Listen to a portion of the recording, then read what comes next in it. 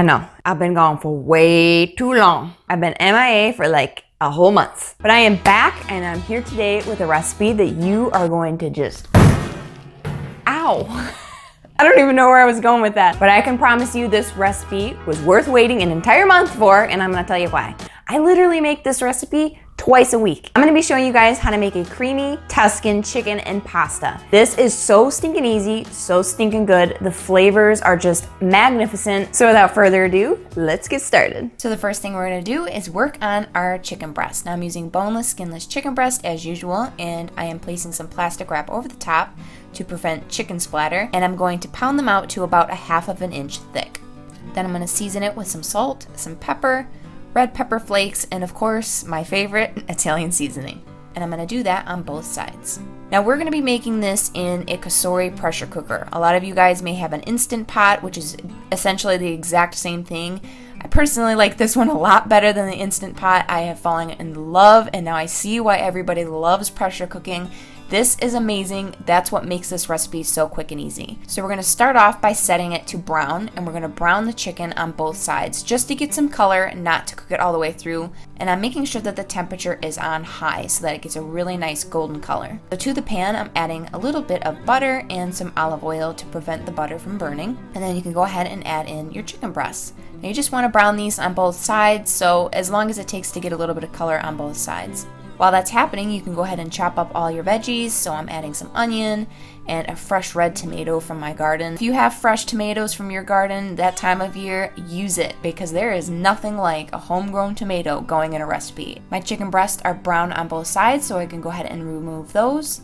And into the same pan, we're gonna add the onion and tomato, along with a little bit of salt and pepper. We just want to saute that for about 5 minutes or until it's nice and soft, and then you can go ahead and add some freshly minced garlic. Cook the garlic for about 2 minutes or until you can smell its nice fragrance. So while that's happening, I go ahead and chop up my chicken into just little bite-sized chunks.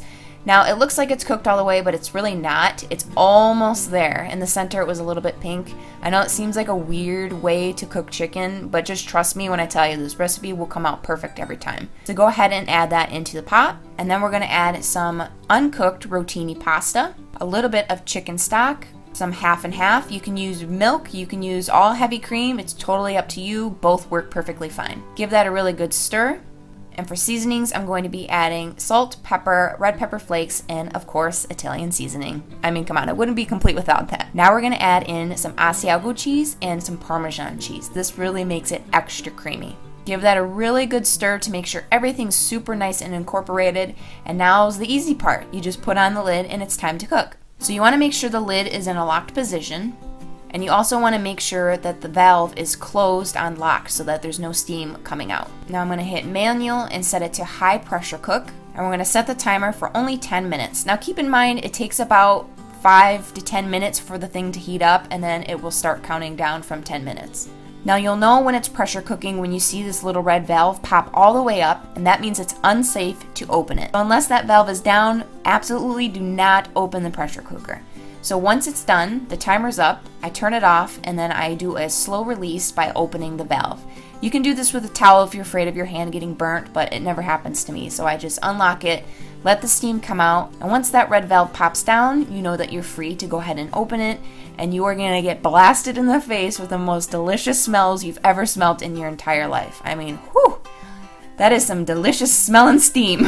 Give it a good mix and you can see how creamy it is. And I like to add some fresh spinach. You can add fresh basil, you can add fresh kale, whatever you want to give this a pop of color and a little bit of added health benefits.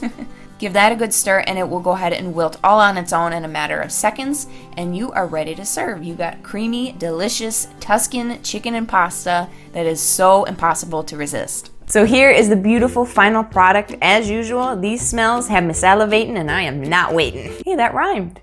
I'm a poet and didn't know it. Here we go. Shut the front door. You gotta make this like yesterday. Super creamy with a hint of tomato, all the right flavors, all the right things going on in this thing. It is just a winner chicken dinner. And there's chicken in it, so that you can say that. So if you guys do want to recreate this recipe, just look below in the description box. I'll leave all the measurements as well as the written instructions. And if you did like this video, don't forget to smack that like button. And also don't forget to hit the little bell notification. That way you get notified every single time I upload a video. And as always, thank you guys so much for supporting me and being patient with me. As some of you may know, I have endometriosis, which is a painful disease that will never, ever go away. So there are going to be periods of time where I can't film for you, but I really appreciate your guys' support. And right now I'm in a transition period where I'm trying to quit my jobs that I'm normally doing and transition to YouTube. And my health doesn't allow me to do my current job, which really stinks. So I'm trying my best to make this my way of living because it's what I love to do. And yeah, so if you could share this video and send it to everyone that loves to cook and loves good food, I would really appreciate all of the help and support. It means a lot to me. So as always, thank you guys so much for thank you guys so much for hanging out with me, and we'll see you next time. Peace.